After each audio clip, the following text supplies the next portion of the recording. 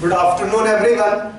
Now today we are going to start with capital budgeting, the most important chapter of finance. So please write down the heading in your notebooks. The name of the chapter is capital budgeting. यहाँ पर आप लोग काफी सारे model study करेंगे like payback period, ARR, average rate of return, net present value method, internal rate of return, profitability index. तो एक एक करके हम ये सारे मॉडल्स स्टडी करेंगे और आपका जो पर्पस होगा वो होगा इन मेथड्स को अप्लाई करके बेस्ट प्रोजेक्ट को सेलेक्ट करना, बेस्ट मशीन या बेस्ट प्लांट लेआउट या बेस्ट जो भी प्रोजेक्ट होगा उसको सेलेक्ट करना है। उसके लिए अलग अलग मेथड्स स्टडी करेंगे आप और उन मेथड्स की हेल्प से आप कंक्लूजन्स को डिराइव करेंगे। So capital budgeting basically it is related to selection of the best alternative by applying any of these techniques like payback period, net present value method, IRR, ARR, profitability index and so on। तो इन methods को start करेंगे हम। याद रखिएगा capital budgeting दो terms से मिलकर बना है। Capital which means the amount that you are going to invest और दूसरा बजटिंग जहां पर प्लानिंग इन्वॉल्व होती है। So planning of capital, budget करना पूरा और इन सब चीजों को अप्लाई करके बेस्ट ऑल्टरनेटिव को सेलेक्ट करना। इसको स्टार्ट करेंगे आज हम with the help of our first method. पहले मेथड की हेडिंग डाल दीजिएगा payback period, right. The first method that we are going to start today, write down the heading payback period. तो पहली heading आज की put up कर दीजिएगा पेबैक पीरियड। और आज जो आप फॉर्मूला सीखेंगे वो सीखेंगे इवन कैश इनफ्लोज के लिए। इवन का मतलब होता है इक्वल कैश इनफ्लोज। इवन यहाँ पर इवन ऑड वाला नहीं है, इवन का मतलब है इक्वल कैश इनफ्लोज होंगे। तब इसके लिए फॉर्मूला अप्लाई करेंगे आप आई अपॉन ACI। आई का फुल फॉर्म होता है इन्वेस्टमेंट और ACI का फुल फॉर्म होता है एनुअल कैश इनफ्लोज। तो लिख लीजिएगा पहले तो पेबैक पीरियड का फॉर्मूला। आज तो हम सिखा रहे हैं आपको इवन के लिए। इवन मतलब हर साल इक्वल इनकम जब होगी। आगे चलकर अनइवन भी आएंगे कि किसी साल 10,000 रुपए की कमाई हो रही है, कभी 50,000 की, कभी 40,000 की, कभी 70,000 की। जब अलग अलग कैश इनफ्लोज जनरेट होंगे तो उनको बोला जाता है अनइवन कैश इनफ्लोज। अनइवन मतलब अनइक्वल। और आज जो सीख रहे हैं आप वो है इवन। इवन मतलब इक्वल कैश इनफ्लो। फॉर्मूला है पेबैक पीरियड का आई अपॉन ACI। आई का मतलब है इन्वेस्टमेंट और ACI का फुल फॉर्म है एनुअल कैश इनफ्लोज, राइट। लिखिएगा आई का मतलब है इन्वेस्टमेंट और ACI का फुल फॉर्म है एनुअल कैश इनफ्लोज। अब यहां पर पहले तो पेबैक पीरियड का मीनिंग याद रखिएगा।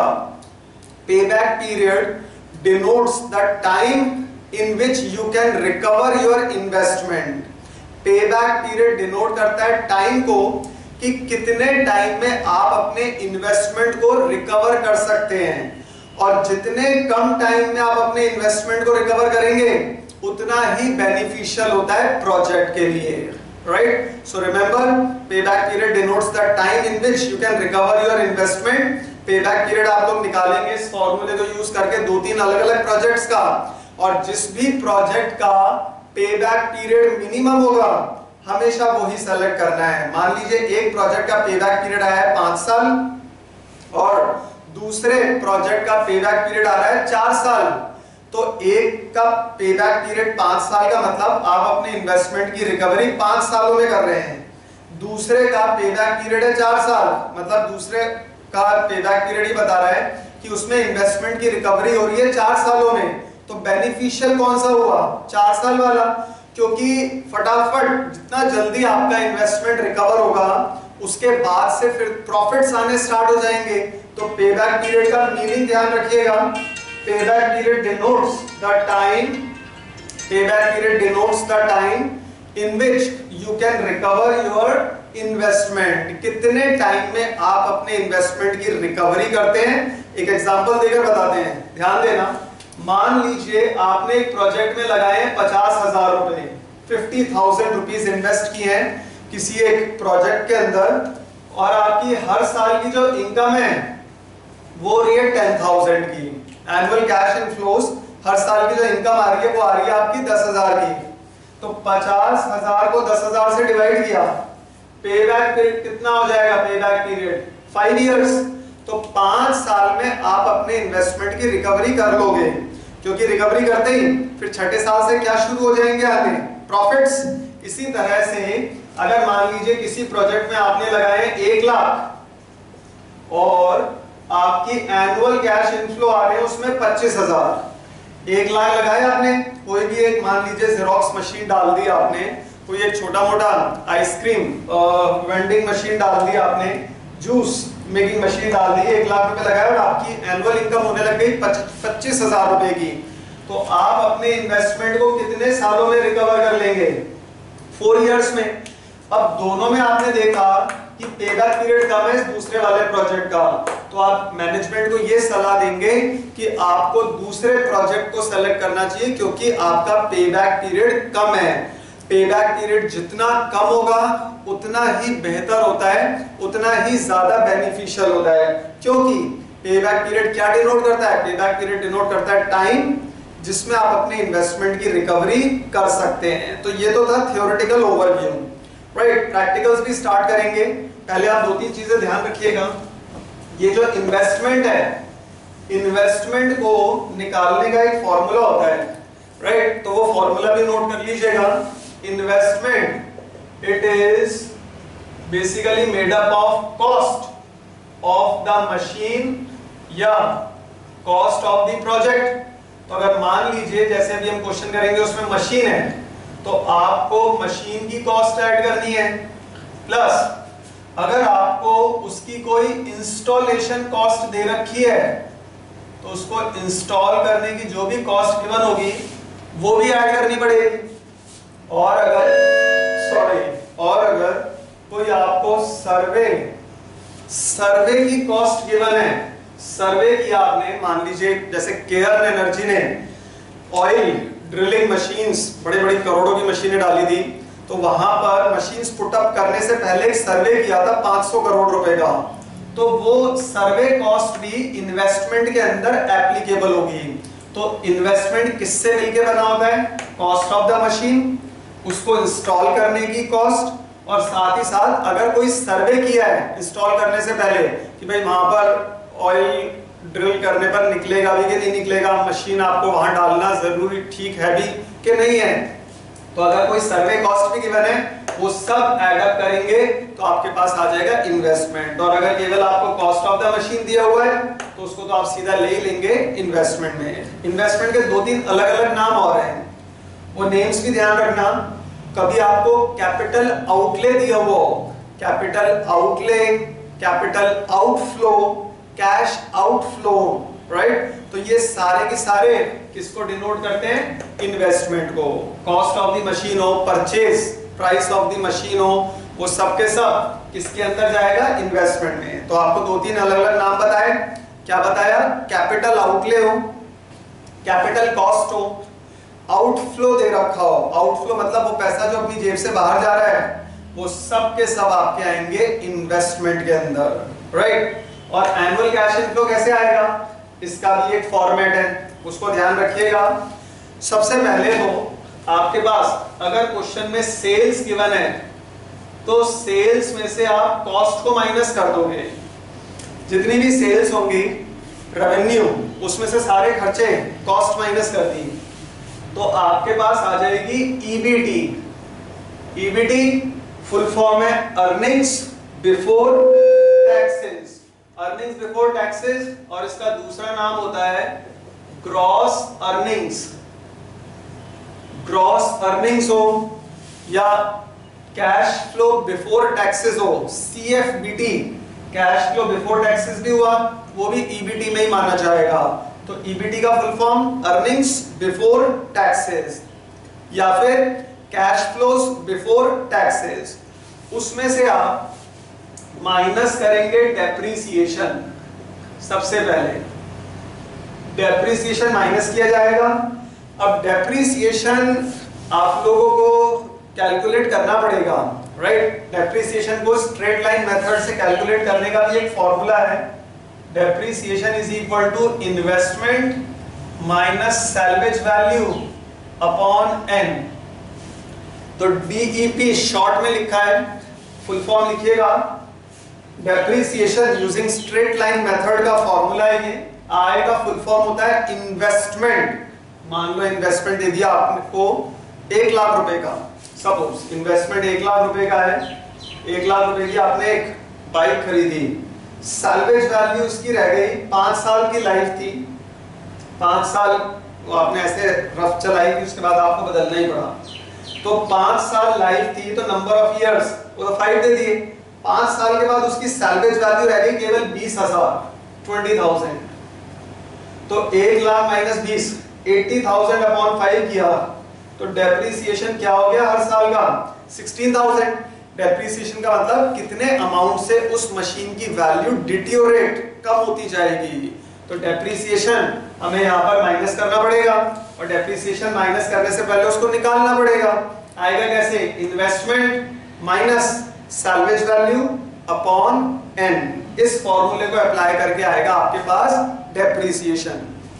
अब डेप्रीसिएशन माइनस करने के बाद फिर आपके पास जो टर्म आता है उसको बोला जाता है EBT, but after depreciation.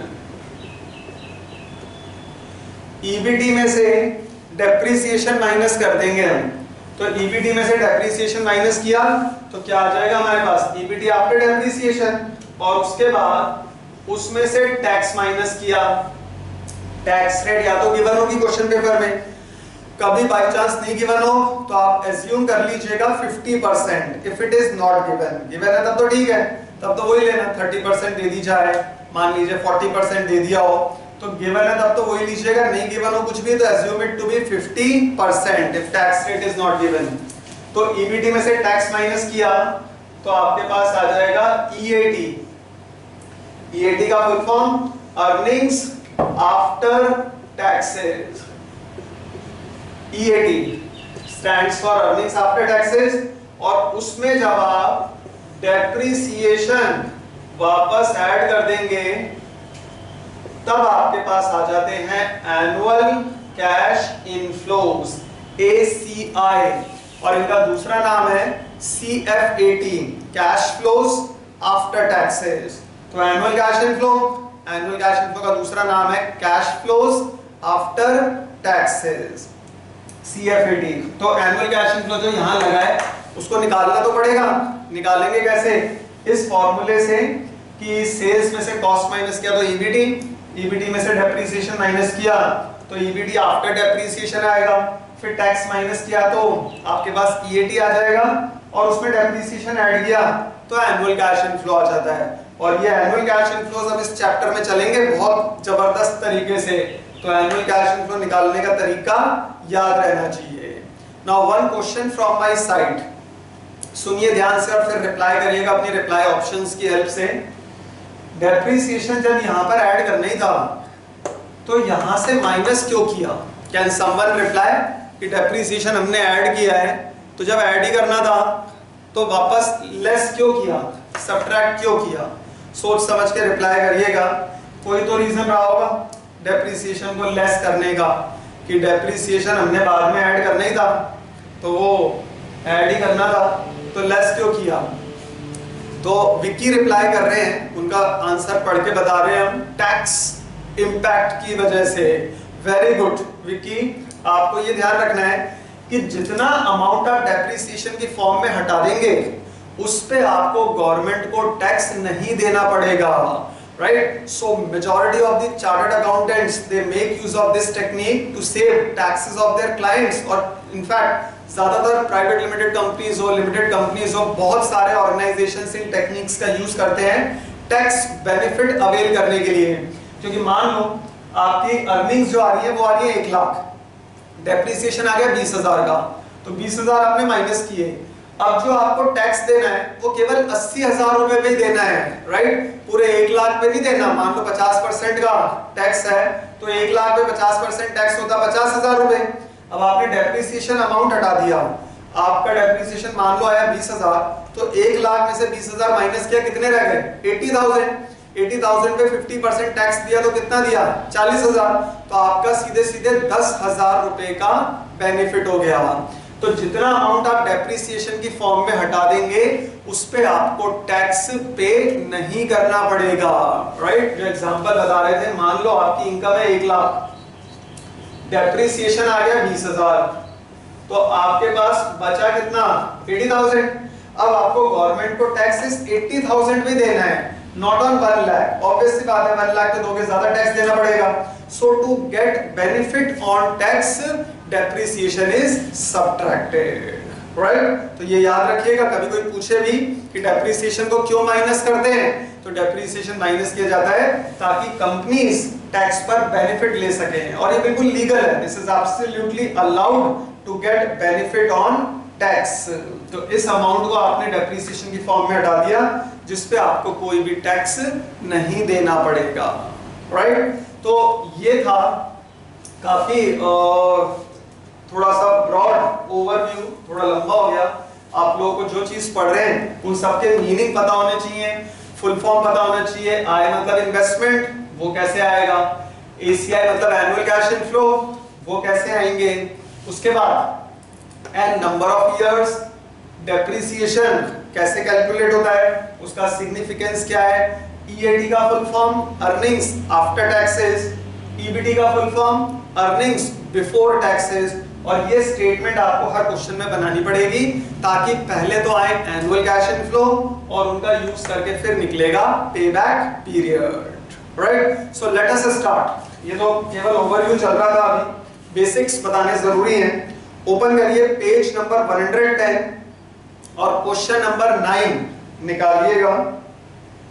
Page 110 question number 9, इसको ओपन कीजिएगा, इसको पढ़ के बताते हैं, ध्यान देना। XYZ Limited is considering a project for its expansion program. There are 3 possible alternatives for this purpose. 3 alternatives है हमारे पास, प्रोजेक्ट X, प्रोजेक्ट Y और प्रोजेक्ट Z। एक एक करके हम तीनों प्रोजेक्ट्स को एनालाइज करेंगे। नीचे लिखिए एक line, which project should be selected on the basis of payback period। तीनों प्रोजेक्ट्स में से कौन सा प्रोजेक्ट सेलेक्ट करना है आपको पेबैक पीरियड अप्लाई करके, ठीक है? तीनों का हम पेबैक पीरियड निकालेंगे, तीनों में से जिसका भी मिनिमम होगा बस उसी को आपको सेलेक्ट करना है। तो करेंगे कैसे? Now we are going to prepare a statement, right? तो आपको अब स्टेटमेंट बनानी है इनकी, statement showing calculation of annual cash inflows, right? तो ये लिखना पड़ेगा statement showing calculation of annual cash inflow of project X. पहले तो एक्स के लिए करेंगे हम काम, फिर वाई के लिए और फिर जेड के लिए, ठीक है? तो अब स्टार्ट करते हैं प्रोजेक्ट एक्स, राइट? कैलकुलेटर हाथ में रखना। इसमें आपको कैपिटल कॉस्ट तो दे दी 1 लाख, मतलब इन्वेस्टमेंट कितने का दिया है? इन्वेस्टमेंट दिया है अपने को ₹1 लाख का। पहले एक्स पे ही ध्यान देना, कोई वाई और जेड पे मत चले जाना। प्रोजेक्ट एक्स का इन्वेस्टमेंट है 1 लाख रुपए। सेल्स दे दी 1,80,000। क्वेश्चन आप सबके सामने पेज 110 पर क्वेश्चन नंबर 9, राइट? तो आपके पास जो सेल्स है, सेल्स कितनी है? 1,80,000। तो स्टार्ट करते हैं हम। सबसे पहले सेल्स वो है ₹1,80,000, ठीक है? सेल्स में से हमें सारे कॉस्ट माइनस करने हैं। अब कॉस्ट में नीचे दिया हुआ है cost of production. Direct material है 12,000, डायरेक्ट लेबर है 13,000। ऐड करते जाओ, 12 और 13 कितने हो गए? 25,000। फैक्ट्री ओवरहेड्स हैं 20,000, एडमिनिस्ट्रेशन ओवरहेड्स हैं 16,000, सेलिंग एंड डिस्ट्रीब्यूशन ओवरहेड्स हैं 14,000। बताओ इन पांचों का टोटल करके कितना आ रहा है। Use your calculators. हमारे पास डायरेक्ट मटेरियल है, डायरेक्ट लेबर है, फैक्ट्री ओवरहेड्स है, एडमिनिस्ट्रेशन ओवरहेड्स है और सेलिंग एंड डिस्ट्रीब्यूशन ओवरहेड्स। इन सबको ऐड करना है। सबको ऐड करके बताइए टोटल कितना आ रहा है। 64,000 नहीं आ रहा, it's not a correct answer. दोबारा देखो करके, 5 कॉस्ट है ये, direct material, direct labour, factory overheads, administration overheads और selling and distribution overheads. Value है 12,000 डायरेक्ट मटेरियल का, डायरेक्ट लेबर का 13,000, ऐड करते जाओ 12 और 13 कितने हो गए 25। फैक्ट्री ओवरहेड्स 20,000, तो 12 और 13 25 और 20 45। एडमिनिस्ट्रेशन है 16, सेलिंग एंड डिस्ट्रीब्यूशन है 14, 16 और 14 30, तो 45 और 30 कितना हो गया 75,000। तो ये सबसे पहले आर्यन ने सही बताया है, फिर आयुष और विकी के भी आंसर्स आ रहे हैं 75,000। तो लेस कर देंगे आप कॉस्ट, और कॉस्ट कितनी है सारे खर्चे 75,000। कैपिटल कॉस्ट मत लेना, कैपिटल कॉस्ट तो इन्वेस्टमेंट है, तो बाद में काम आएगा इन प्रोजेक्ट का पेबैक पीरियड निकालने के। तो अभी सारे कॉस्ट माइनस करें हमने, तो हमारे पास ईबीटी आ गया। माइनस करके बताओ 1,80,000 माइनस 75,000। सॉल्व करो, 1,80,000 माइनस 75,000 क्या हो जाएगा ईबीटी। 180 में से 75 माइनस करें हमने तो 1,05,000। वेरी गुड, तो 1,05,000 आ गया आपका ईबीटी, राइट। धीरे धीरे सबने निकालने स्टार्ट कर दिया answer. I am noticing the screen and you are all giving the right answer. EBT आ गई 1,05,000। अब हमें माइनस करना पड़ेगा डेप्रिसिएशन। डेप्रिसिएशन कैसे आएगा? फॉर्मूला था इन्वेस्टमेंट। इन्वेस्टमेंट कितना है इस क्वेश्चन का 1 लाख, प्रोजेक्ट एक्स का। केवल अभी एक्स पे ही ध्यान दो। कैपिटल आउटले दिया है ना पहली लाइन में, पहली दूसरी है, हाँ पहली लाइन। सैल्वेज वैल्यू, एसवी का मतलब होता है सैल्वेज वैल्यू, इसका दूसरा नाम है रीसेल वैल्यू और तीसरा नाम है स्क्रैप वैल्यू। तो सैल्वेज वैल्यू ढूंढो क्वेश्चन में कितनी है, कहीं तो छुपी होगी। सैल्वेज वैल्यू इस क्वेश्चन में स्क्रैप के नाम से दे रखी है, मिला के किसी को स्क्रैप, सेकंड लास्ट लाइन में है, ठीक है मिल गया है आर्यन को। सबसे पहले स्क्रैप वैल्यू है 5,000 और उन्होंने डेप्रिसिएशन भी निकाल दिया। वेरी गुड, तो सैल्वेज वैल्यू है 5,000 upon N number of years. Life of the project कितनी है इयर्स में, किसी को दिख रहा है क्या इकोनॉमिक लाइफ? प्रोजेक्ट की थर्ड लास्ट लाइन में दी हुई है, आयुष बता रहे हैं ये 5 इयर्स। तो 1 लाख माइनस 5,000 अपॉन 5, सॉल्व करो इसको। 1 लाख माइनस 5,000 95,000 अपॉन 5 कर दिया, तो ये सॉल्व करके डेप्रिसिएशन कितने का आ जाएगा? डेप्रिसिएशन आ जाएगा रुपीस हाउ मच 19,000। तो डेप्रिसिएशन तो आ गया 19,000, तो यहां पर 19,000 आपको माइनस करना पड़ेगा, right. The value of depreciation is 19,000। तो ईबीटी माइनस डेप्रिसिएशन किया, अब ईबीटी में से डेप्रिसिएशन माइनस कर दिया तो हमारे पास क्या आ जाता है ईबीटी आफ्टर डेप्रिसिएशन। तो earnings before taxes but after depreciation. करो एक बार अपने कैलकुलेटर से 1,05,000 में से 19,000 को माइनस कीजिएगा और बता रहे हैं आप लोग आंसर आ रहा है rupees 86,000, right. Majority of the students, in fact all of you are getting it as 86,000। ये आ गया ईबीटी आफ्टर डेप्रिसिएशन। अब क्या माइनस करें? टैक्स। देखो क्वेश्चन में टैक्स रेट कितनी दी हुई है, दिए क्या कुछ? लास्ट लाइन में दी हुई है tax rate, the tax rate is 50%। तो tax at the rate of 50% निकालेंगे, निकालो। 86,000 का 50% क्या होता है, राइट। तो I don't need to use my calculators, आप लोग ही करो जल्दी से। 86,000 का 50% सॉल्व करने ये आ गया 43,000। अब टैक्स माइनस किया तो हमारे हाथ में आ जाएगा EAT, अर्निंग्स आफ्टर टैक्सेस। 86,000 में से 43,000 माइनस किया तो हमारे पास आंसर आ गया 43,000। क्या आ गया ये EAT, अर्निंग्स आफ्टर टैक्सेस। और इसमें लास्ट स्टेप डेप्रिसिएशन अब आप ऐड ऑन कर देंगे। तो डेप्रिसिएशन कितने रुपए का था? डेप्रिसिएशन था 19,000 का। 19,000 ऐड किया तो EAT प्लस डेप्रिसिएशन वो देगा हमें annual cash inflows, ACI। Annual cash inflow कितना हो जाएगा? 43 plus 19, this will give you annual cash inflows as 16,000, 62,000। 43 plus 19, 62,000 हो जाएगा हमारा एनुअल कैश इनफ्लो। तो ये निकालना बड़ा इंपॉर्टेंट था, ACI, एनुअल कैश इनफ्लो। तो अब हमारे पास इन्वेस्टमेंट था क्वेश्चन में 1 लाख और एनुअल कैश इनफ्लो, डेप्रिसिएशन तो आपने निकाल ही लिया था। एनुअल कैश इनफ्लोस ये आ गए रुपीस 62,000 के, राइट। एनुअल कैश इनफ्लोस आ गए 62,000। तो अब इससे निकल आएगा हमारा पे back period. Look at this formula. पे बैक पीरियड के लिए आपको फॉर्मूला लिखवाया था investment upon annual cash inflow. तो जो इन्वेस्टमेंट है वो तो था 1 लाख का, और every year the income that you are getting is rupees 62,000। तो 1 लाख को डिवाइड करो 62,000 से। आयुष पूछ रहे हैं 75,000।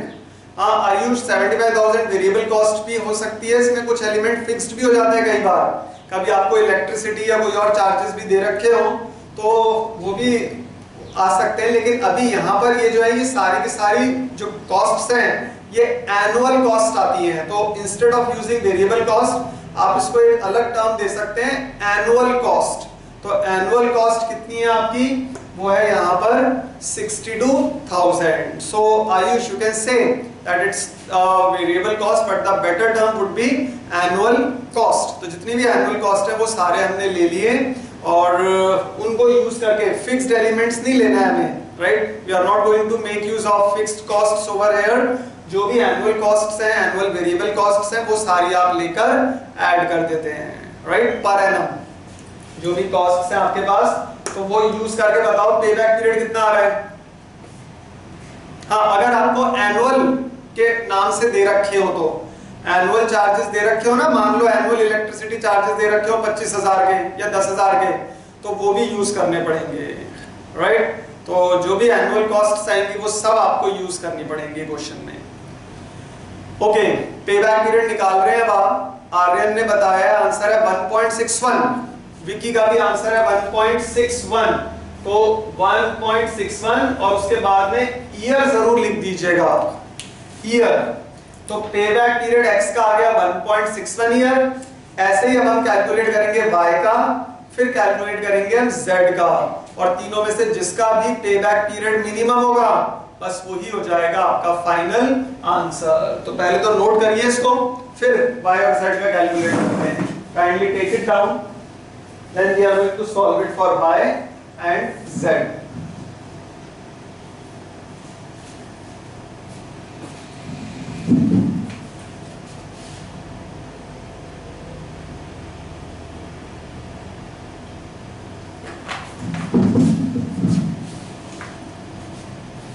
कीजिएगा नोट एक बार इसको, और x हो गया, then we can always start with y।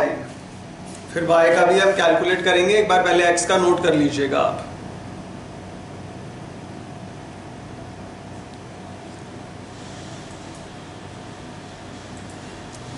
This is for x. Now try to solve it for y. Done. Okay. ठीक है, अब y का शुरू करते हैं। देखो y के लिए क्या क्या दिया हुआ है अपने को इस क्वेश्चन में। y का भी कैपिटल कॉस्ट है 1 लाख, तो इसका कैपिटल कॉस्ट ध्यान रखना 1 लाख है। अब यहाँ पर y की जो सेल्स है वो है 1,60,000। तो y की सेल्स लेंगे हम, फॉर्मेट तो यही जाएगी अपनी। y की सेल्स का जो अमाउंट आ रहा है वो आ रहा है 1,60,000। अब 1,60,000 में से कॉस्ट निकालो, direct material, direct labour, factory overheads, administration overheads, selling and distribution overheads, सबका टोटल करके बताओ कितना आ रहा है। Direct material 10, direct labour 14, factory overheads 18, administration overheads 22,500 और सेलिंग 8,000। तो आंसर बता रहे हैं आप 72,500। ये आंसर बता रहे हैं अभी विक्की और आर्यन। Very good. तो दो स्टूडेंट ने बताया है। अब एक बार माइनस करो 1,60,000 में से 72,500 को और रिप्लाई करो क्या आ जाएगा आपका ईबीडी। 160 माइनस 72,500, तो आप बता रहे हैं आंसर आ रहा है 87,500। बाकी सभी अपने अपने कैलकुलेटर से सॉल्व करते जाना। अभी आर्यन और विक्की तो फटाफट बताते जा रहे हैं। Very nice. डेप्रिसिएशन ये निकालना पड़ेगा। इस प्रोजेक्ट में इन्वेस्टमेंट था 1 लाख, सैल्वेज वैल्यू कितनी है प्रोजेक्ट वाई की। अब काम किसके लिए हो रहा है, वाई के लिए। तो एक्स का पेबैक ध्यान रखना, ये स्टेटमेंट तो हटा देते हैं, ये तो अब सामने आई गई है।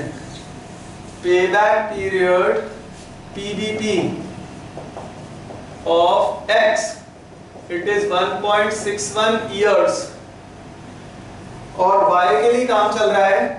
तो सर्विस वैल्यू है 10,000, तो 1 लाख माइनस 10,000। लाइफ कितनी है इसमें, 4 इयर्स दे दी लाइफ, तो नंबर ऑफ इयर्स ये अपने पास है 4। निकालो डेप्रिसिएशन क्या आएगा, 1 लाख माइनस 10,000, 90,000 अपॉन 4 कर दिया, तो 90,000 अपॉन 4 कुछ कैलकुलेट किया है क्या आपने अभी, 22,500। वेरी गुड, 22,500 निकाला है सभी स्टूडेंट्स ने, I can see on the screen. Very good. तो ईबीडी आफ्टर डेप्रिसिएशन करो, ईबीडी में से डेप्रिसिएशन माइनस करिए तो कितना आ जाएगा, व्हाट इज योर आंसर, 65,000। अब 65,000 में टैक्स रेट कितना है इसका, टैक्स रेट तीनों का ही 50% है, तो 50% निकालो कितना हो जाएगा इसका, 65 का 50% टैक्स देना पड़ा आपको 32,500 और 65 में से 32,500 माइनस करो, 32,500 हो जाएगा। इसमें डेप्रिसिएशन 22,500 ऐड कर देना, 22,500 ऐड किया तो आपके पास एनुअल कैश इनफ्लो, इनका टोटल करो एक बार कितना आ जाएगा, what is the total of annual cash inflow, 55,000।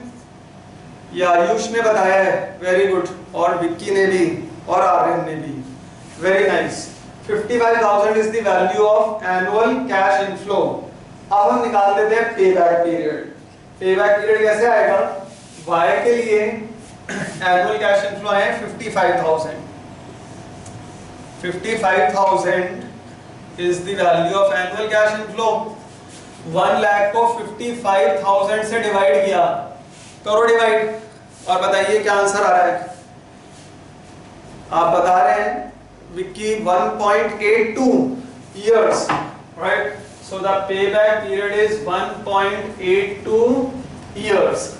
Now PBP, payback period of Y, it is coming as 1.82 years. Note करिएगा और उसके बाद फिर हम प्रोजेक्ट वाई का भी अभी कैलकुलेट करेंगे और तीनों में से जिसका भी पेबैक पीरियड मिनिमम होगा उसी को आपको सेलेक्ट कर लेना है।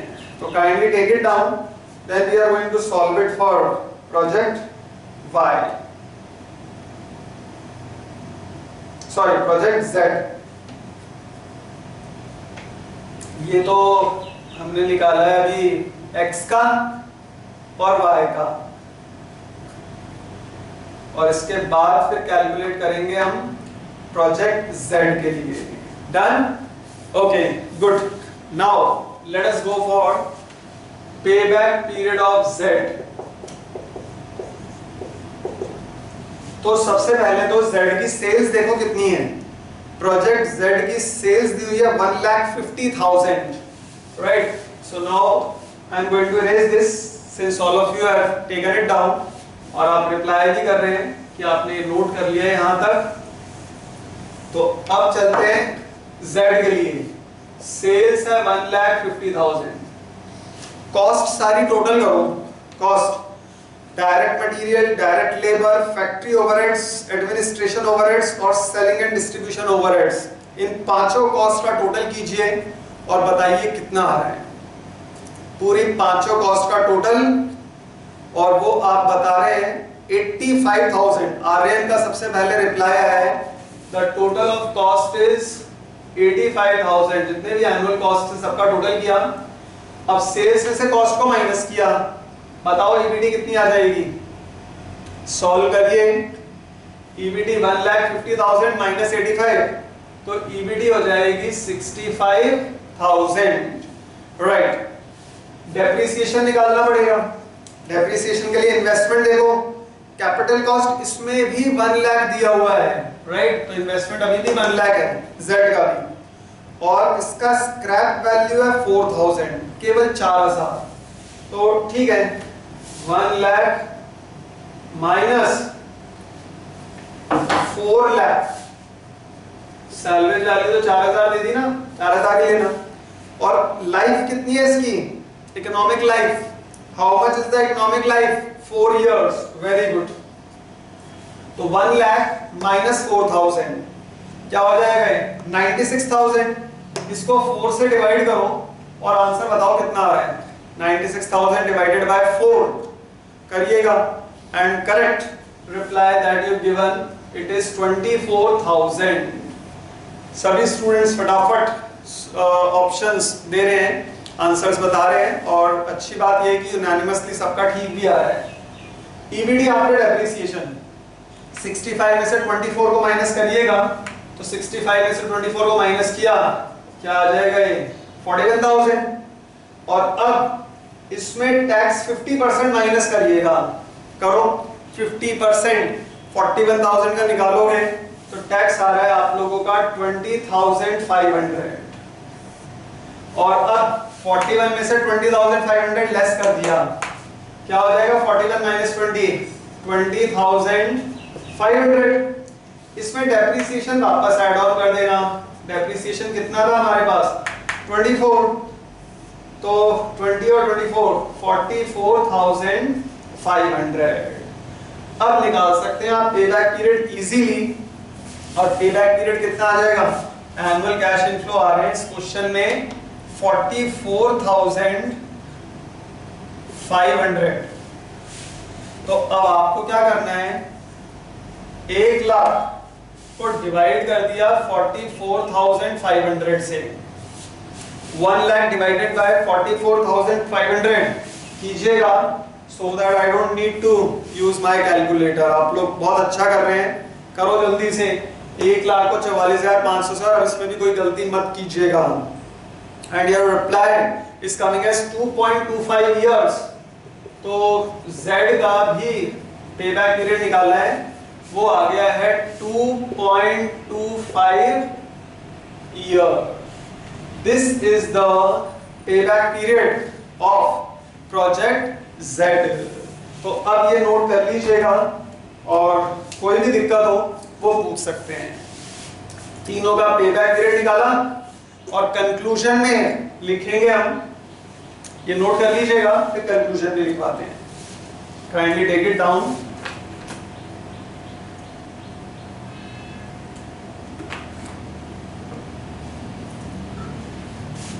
X का, Y का और Z का, तीनों का पेबैक पीरियड निकाला है हमने, और उसके बाद तीनों का पेबैक पीरियड निकालकर आपको एनालिसिस करना है। तीनों में से सबसे कम पेबैक पीरियड है X का, तो कंक्लूजन हो जाएगा since the payback period of project X, since the payback period of project X is minimum, सबसे कम है ना, इज मिनिमम, therefore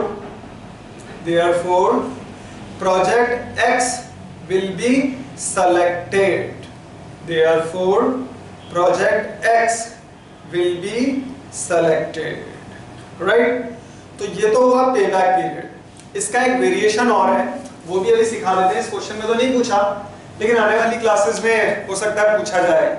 एक और इसका वेरिएशन होता है पेबैक रेसिप्रोकल। तो कभी आपसे पेबैक रेसिप्रोकल पूछा जाए, पेबैक रेसिप्रोकल, नाम से पता लग रहा है कि पेबैक रेसिप्रोकल क्या होगा, वो होगा 1 अपॉन पेबैक पीरियड इनटू 100। तो रेसिप्रोकल है, 1 अपॉन कर देना, 1 अपॉन पेबैक पीरियड इनटू 100 कर दीजिएगा। और पेबैक रेसिप्रोकल बेसिकली रिटर्न को शो करता है, रिटर्न ऑन इन्वेस्टमेंट। तो आपको पेबैक पीरियड रेसिप्रोकल अगर निकालने को बोला जाए, तीनों प्रोजेक्ट्स का पेबैक रेसिप्रोकल निकाल दीजिएगा। लेकिन इसमें उल्टा होगा, रेसिप्रोकल है ना ये, तीनों में से पेबैक रेसिप्रोकल जिसका भी सबसे ज्यादा होगा वो प्रोजेक्ट हमेशा सेलेक्ट होगा। तो reciprocal should always be maximum, क्योंकि रेसिप्रोकल किसको डिनोट करता है, रिटर्न ऑन इन्वेस्टमेंट को। तो रेसिप्रोकल जिसका भी ज्यादा होगा वो लेंगे हम। देखो तीनों का निकालते हैं पेबैक रेसिप्रोकल। सबसे पहले payback reciprocal of x 1 upon 1.61 into 100 solve करके बताओ कितना आ रहा है। 1 divided by 1.61 into 100। Shall I take my calculator अगर ज्यादा लेट हो रहा है आपको। 1 डिवाइड बाय 1.61 into 100 कितना रिटर्न आ रहा है, 62.11%। ये हो गया 62.11%। It is always expressed in percentage. तो आपको बोला है रिटर्न को शो करेगा। ये आ गया payback PBR, payback reciprocal x का। ऐसे ही हम निकालेंगे payback period of, payback reciprocal of y।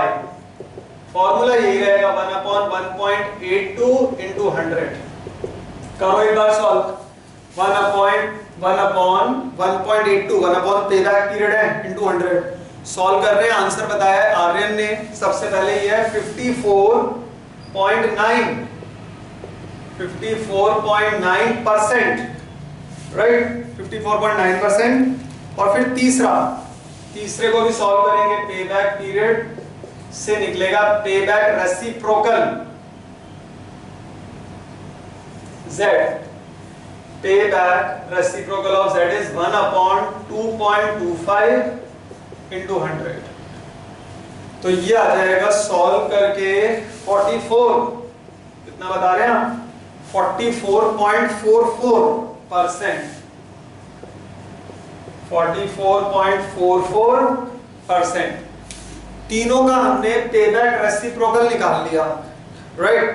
और सेलेक्ट कौन सा होगा, जिसका भी पेबैक रेसिप्रोकल सबसे ज्यादा होगा। तो अगर आप देखें ध्यान से, पेबैक रेसिप्रोकल भी किसका सबसे ज्यादा है, प्रोजेक्ट x का। तो project x will be selected according to payback reciprocal. तो पेबैक पीरियड में तो जिसका सबसे कम होगा वो सेलेक्ट होगा, और रेसिप्रोकल में जिसका सबसे ज्यादा होगा वो सेलेक्ट होता है, राइट।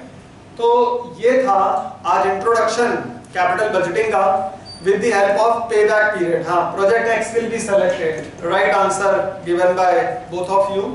project X का सबसे ज्यादा है तो project X ही select होगा। तो आपने क्या सीखा है आज, पेबैक और पेबैक रेसिप्रोकल। लेकिन किसके लिए, इवन कैश इनफ्लो। हर साल आपके कैश इनफ्लोज जब बिल्कुल सेम होंगे, इक्वल होंगे।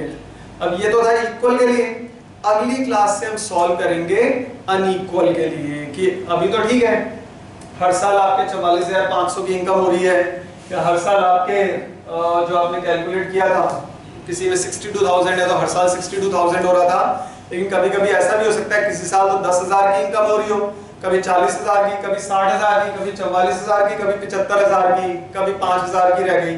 वो आते हैं अनइवन कैश इनफ्लोज, वहां फॉर्मूला भी चेंज हो जाएगा।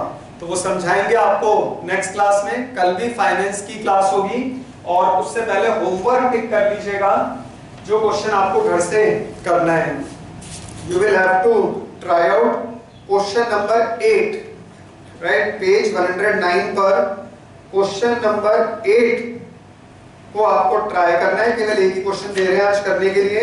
So just try out question number 8 and we are going to continue with capital budgeting in tomorrow's class.